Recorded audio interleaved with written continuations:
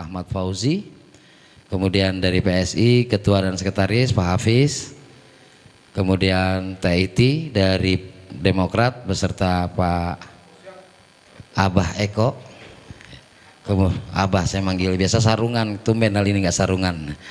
Kemudian dari Partai Garuda, Partai Non Parlemen, hadir Ketua Pak Asep dengan Sekretaris. Kemudian dari Partai Prima, partai bukan peserta pemilu tapi memberikan dukungan yang kepada kami, alhamdulillah menyertai kami, Ketua. Dan kami juga didampingi oleh, saya didampingi oleh istri saya, Bu Tinawati, kemudian Pak Dim didampingi oleh putrinya.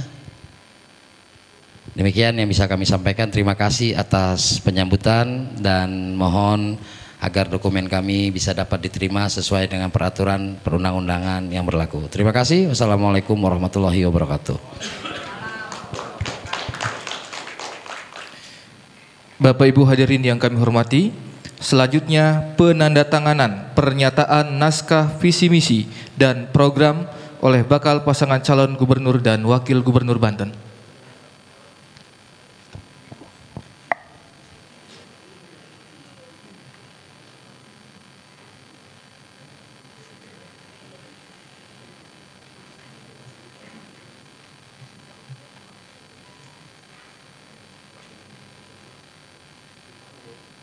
Pertarungan dinasti juga nih.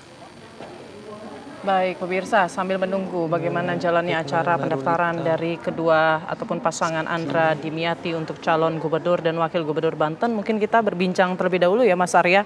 Mas Arya, kalau Anda melihat ini di Banten sendiri ada dua pasangan nih yang akan berkontestasi atau bertarung gitu. Bagaimana peluang Anda melihat pasangan Andra Soni Dimyati dengan Airin dan juga Ade? Ya, saya melihat Banten ini menarik karena dalam kontestasi sekarang dia akan menjadi semacam pertarungan di antara para dinasti ya. Airin mewakili dinasti Aitut sebagai kelompok politik yang sudah lama berkembang dan tumbuh di Banten ya. Sementara Dimyati juga saat ini juga mewakili satu kelompok dinasti yang kuat. Sebelumnya dia adalah Bupati Pandeglang sekitar 2 periode. Di periode selanjutnya dilanjutkan oleh istrinya Irna yang saat ini juga sebagai Bupati Banten, Bupati Pandeglang maksud saya. Anaknya juga saat ini adalah anggota DPR. Dan kalau kita lihat siapakah yang akan kuat dalam pertarungan di antara para orang-orang kuat di Banten ini? Apakah dinasti Atut yang diwakili oleh Airin akan mampu bersaing dengan ketat dengan pasangan Andra Soni dan Dimyati yang keduanya juga didukung oleh kelompok dinasti yang juga kuat ya. Kita tahu misalnya wakil gubernur Banten yang sebelumnya saat ini itu juga adalah anaknya Atut ya, Andika, yang juga tentu punya hubungan keluarga dengan Airin.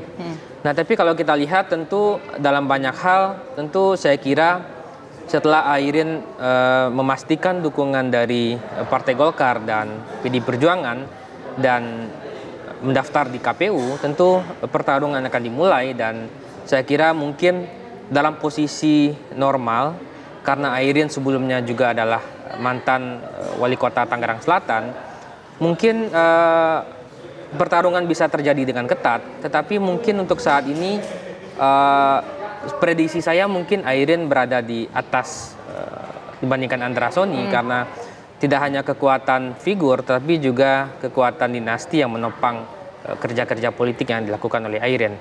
Tetapi mungkin dalam situasi politik yang cepat berubah, saya kira Andra Soni dan Pak Dimyati juga saya kira akan bisa memberikan perlawanan yang kuat karena kalau kita lihat di banyak pilkada terutama di mana calon-calon dari Partai Gerindra yang bertarung itu ada satu pesan yang sering disampaikan bahwa calon-calon yang diusung oleh Partai Gerindra itu dianggap akan melanjutkan kepemimpinan Pak Prabowo atau didukung oleh Pak Prabowo itu sendiri. Jadi saya kira di banyak tempat saya kira pertarungannya akan menarik ya. Dan Banten saya kira adalah salah satu daerah yang menarik untuk dicermati. Baik, kalau dari lembaga survei sendiri kan sejumlah lembaga survei memang sudah menyatakan ya elektabilitas Airin Ade ini masih lebih unggul dibandingkan dengan Andra Soni dan juga Dimyati begitu. Tapi kita tidak boleh mengabaikan juga ada efek ekor jas pemimpin terpilih nih Prabowo Subianto yang katanya juga ini memberikan apa ya bisa membantu mendongkrak elektabilitas dari pasangan Andra Soni. Nah, kalau Anda sendiri melihatnya bagaimana? Apakah kemudian ini akan tipis sekali nanti persaingannya dan bisa malah berbalik begitu? Kita belum bisa memprediksi ya karena perubahan konstelasi di Banten bisa cepat sekali, dan kalau kita lihat di sejumlah riset-riset yang dilakukan memang untuk saat ini situasi Airin memang dianggap lebih unggul, tetapi apa yang tadi Putri sampaikan soal pengaruh presiden terpilih dalam hal ini, apakah mungkin terjadi semacam efek keterpilihan Pak Prabowo misalnya yang sebagai presiden terpilih, yang dimana kita tahu bahwa pilkada akan dilakukan setelah pemerintahan baru dilantik. Jadi pilkada akan dilakukan 27 November, sementara presiden terpilih akan dilantik di sekitar 20 Oktober. Jadi ada rentang sekitar 1 bulan yang mungkin juga akan menguntungkan bagi partai-partai atau bagi kandidat-kandidat yang diusung oleh Partai Gerindra. Nah, dan kalau kita lihat juga beberapa kecenderungan yang mungkin akan terjadi, calon-calon yang diusung oleh Partai Gerindra dan mungkin juga calon-calon yang diusung oleh Kim Plus mungkin juga akan menduplikasi model-model kampanye yang dilakukan di pemilu presiden.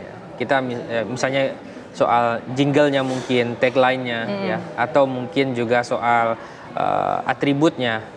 Misalnya kalau kita lihat di Jakarta, RK yang diusung oleh Kim Plus yang di dalamnya itu ada Gerindra, itu juga menggunakan jargon Jakarta Maju ya, Jakarta Maju. Yang kita kenal juga Pak Prabowo beberapa di Pilpres kemarin menggunakan tagline Indonesia Maju. Jadi saya kira akan ada duplikasi strategi, taktik, dan mungkin juga cara kandidat berkomunikasi atau melakukan kampanye di tingkat lokal. Ini kan keduanya ini sama-sama kuat ya. Tadi sudah disampaikan Mas Arya ya, ini seperti perang dinasti begitu ya Mas ya. Kemudian pasangan Andra Soni juga tak kalah dengan partai politik atau partai pengusung yang juga jumlahnya cukup besar begitu ya. Dan juga kita tahu mungkin riwayat ataupun silsilah dari pasangan Airin dan Ade juga seperti apa, bagaimana kemudian mereka punya kekuatan lah begitu. Masing-masing punya kekuatan ini. Tapi sebetulnya pemilih itu apakah melihat dari siapa kemudian partai yang mengusungnya atau sebetulnya lebih ke figur dari calon kepala daerah itu sendiri? Seberapa besar sih persentasenya, Mas? Ya, kalau kita buat semacam kalkulasi, mungkin faktor figur lebih dominan ya untuk dilihat pemilih ketika mereka berada di kotak suara, di bilik suara. Tapi bagaimanapun faktor partai menurut saya juga penting karena dia menjadi semacam organisasi yang dapat memobilisasi pemilih ya. Partai punya struktur, punya pemilih ya, punya kader, punya organisasi yang rapi, mungkin beberapa diantaranya, yang dengan organisasi yang kuat itulah dia dapat memobilisasi orang untuk datang kampanye, memobilisasi orang untuk datang ke TPS. Nah, tapi kalau kita bahas misalnya dari sisi figur, calon-calon yang bertarung di pilkada ini juga bukan di dalam kasus Banten juga bukan orang yang baru ya. Pak Dimyati misalnya itu bukan orang baru dalam politik Banten. Tahun 2000 beliau sudah menjadi Bupati Banten sampai 2009. Kemudian dilanjutkan oleh istrinya, Bupati Pandeglang maksud saya. Kemudian 2009 dilanjutkan oleh istrinya. Dan beliau beberapa kali juga pindah partai, terakhir sebagai kader PKS. Sekarang anaknya juga menjadi anggota DPR RI dari partai yang seingat saya juga berbeda gitu. Nah, Ibu Airin juga begitu, bukan pemain baru karena pernah menjadi wali kota Tangerang Selatan. Ya. Sementara Pak Andra Soni juga menjadi ketua DPD Gerindra dan juga anggota DPRD provinsi kalau tidak salah. Jadi saya kira orang-orang ini punya pengalaman dan mengetahui bagaimana simpul-simpul pemilih di Banten ya.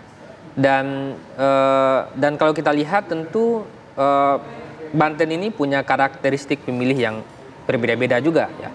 Misalnya ada Tangerang dan Kota Tangerang mungkin berbeda karakteristik pemilihnya dibandingkan pemilih yang berada di Tangerang Selatan. Belum lagi misalnya pemilih yang berada di Kota Serang dan Kabupaten Serang tentu juga akan berbeda dengan pemilih yang berada di Cilegon misalnya atau Kabupaten Pandeglang. Ya. Jadi masing-masing kota dan kabupaten itu memiliki karakteristik pemilih yang berbeda-beda dan mungkin itu juga akan menjadi penting ketika kandidat merancang aktivitas kampanyenya gitu.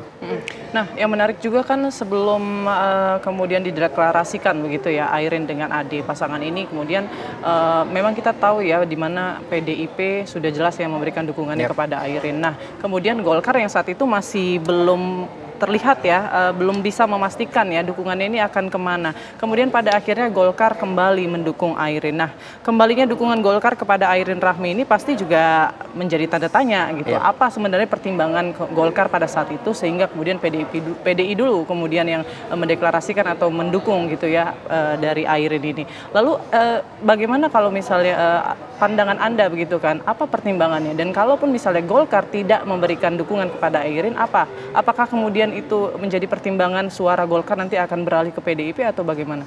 Ya, Golkar setelah pasca Airin mendapatkan rekomendasi pencalonan dari PD Perjuangan, tentu Golkar berhitung betul. Tentu Golkar khawatir juga akan kehilangan basis suara di Banten, dan Banten tentu menyumbang suara yang cukup besar juga bagi Partai Golkar.